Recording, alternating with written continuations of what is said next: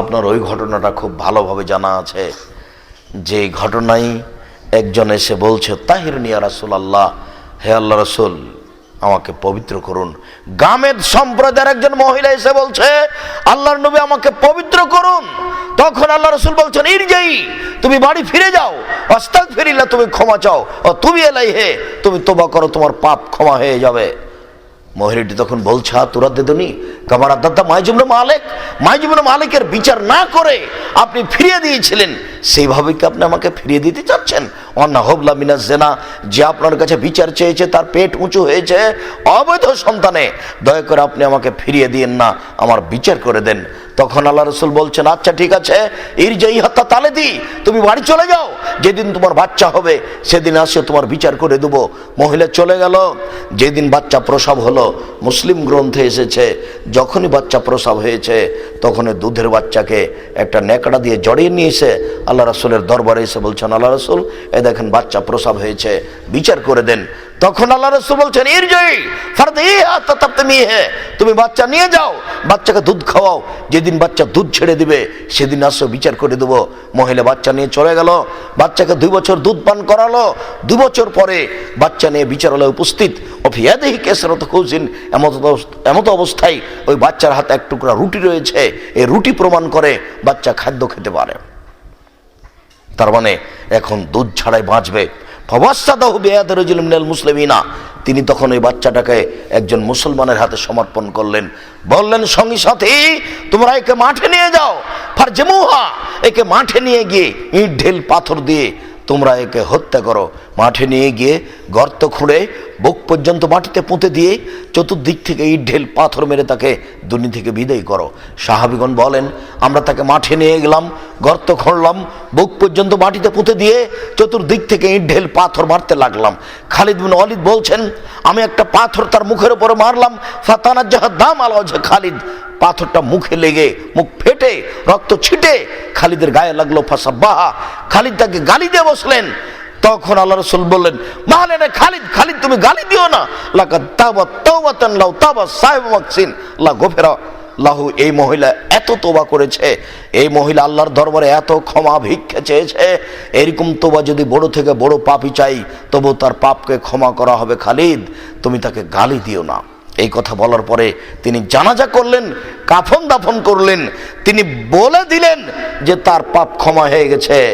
তিনি নিজে কাফন দাফন করলেন, কিন্তু নিজে তিনি এই কথা বললেন না যে তুমি তো অনেক বড় পাপ করেছিলে, তো আল্লাহ তোমার তওবা কবুল করে নিয়েছে, তোমার আর ফাঁসি হবে না, তোমাকে এই ঢেল পাথর দিয়ে মারা হবে না, তুমি চলে যাও, এই কথা বলতে বলেন না পৃথিবীর সবচেয়ে দামি মানুষ,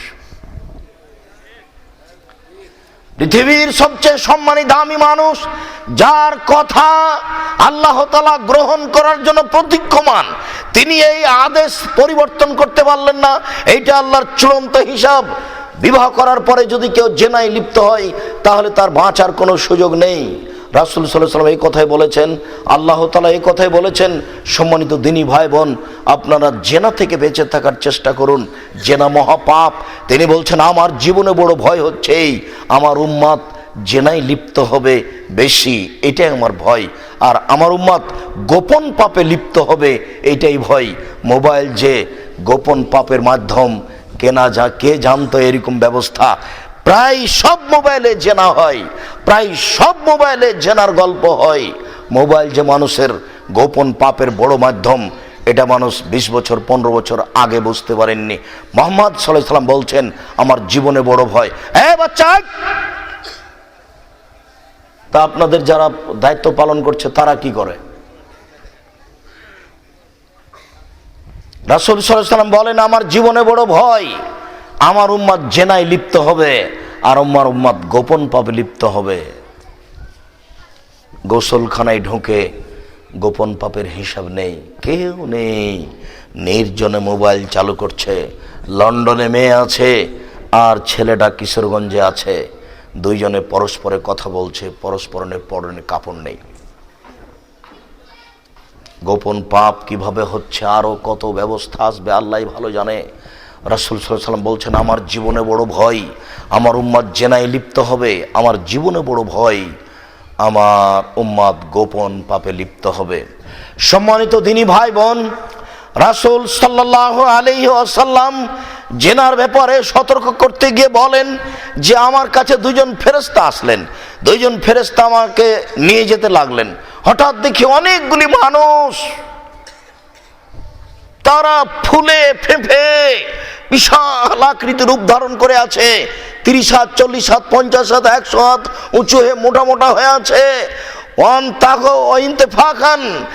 আর রিহান, এত দুর্গন্ধ, দুর্গন্ধের টিকা যায় না। কান্নাহুল মারাহেজ, মনে হচ্ছে যেন তারা গ্রামের টয়লেট, মনে হচ্ছে যেন তারা গণশৌচাগার, মনে হচ্ছে যেন তারা গ্রামের টয়লেট, মনে হচ্ছে যেন তারা গণশৌচাগার, খুব দুর্গন্ধ। আমি জিবরাইলকে বললাম, জিবরাইল মানহাউলা, এরা কারা? তখন জিবরাইল বললেন, অহমদ জোনাতা জাওয়ানি, এরা হচ্ছে ব্যভিচার, ব্যভিচার। যারা জেনায় লিপ্ত হবে তাদের শরীর ফুলে ফেঁপে যাবে বিচারের মাঠে, দুর্গন্ধে আশেপাশে কেউ থাকতে পারবে না। আরো বোঝা যাচ্ছে যে তাদের বিচার দেরিতে হবে। রাসূল সাল্লাল্লাহু আলাইহি সাল্লাম বলেন যে জিবরাইল এবং মিকাইল আমার দুই হাত ধরে বাইতুল মুকাদ্দাসের দিকে টেনে নিয়ে যাচ্ছেন। যেতে যেতে দেখি একটা গর্ত, আলাহু যায়কুন আসফালাহু অসে, তার নিচের দিক প্রশস্ত, উপরের দিক সংকীর্ণ। তাতাওয়াক্কাতু তাহতাহু নার, ভিতরে দেখি দাদা দাদা করে আগুন জ্বলছে। যখন আগুনটা জোরে জ্বলে উঠছে, ভিতরে যা কিছু আছে সব উপরে চলে যাচ্ছে। আর যখন একটু আগুনটা কমে যাচ্ছে তখন সব নিচের দিকে চলে যাচ্ছে। ফাইজা ফিহু নিসাউন অরিজালুন, ওরা দেখি সেখানে মহিলা এবং পুরুষ উলঙ্গ হয়ে আছে, জমা ধরে আছে নারী পুরুষ, পরনে কোনো কাপড় নেই। দাদা দাদা করে উপরে চলে যাচ্ছে, আবার নিচে আসছে, জমা ধরে আছে উলঙ্গ অবস্থায়, আগুনের সাথে দাদা দাদা করে উপরে চলে যাচ্ছে, আবার নিচে চলে আসছে। আমি বললাম, জিবরাইল মান হাওলাই, জিবরাইলেরা কে? তখন জিবরাইল বললেন, অহমুজ জোনাত জাওয়ানি, অহমুজ জোনাত, এরা হচ্ছে ব্যভিচার, ব্যভিচারনি। সম্মানিত দিনী ভাই বোন, জেনার ফলাফল খুব ভয়াবহ, জেনার ফলাফল খুব ভয়াবহ। রাসূল সাল্লাল্লাহু আলাইহি ওয়াসাল্লাম বলছেন, একজন জেনাকারিনী মহিলার লজ্জা স্থানের দুর্গন্ধে জাহান্নামী টিকতে পারবে না। একজন জেনাকারিনী মহিলার লজ্জা স্থানের দুর্গন্ধে জাহান্নামী টিকতে পারবে না।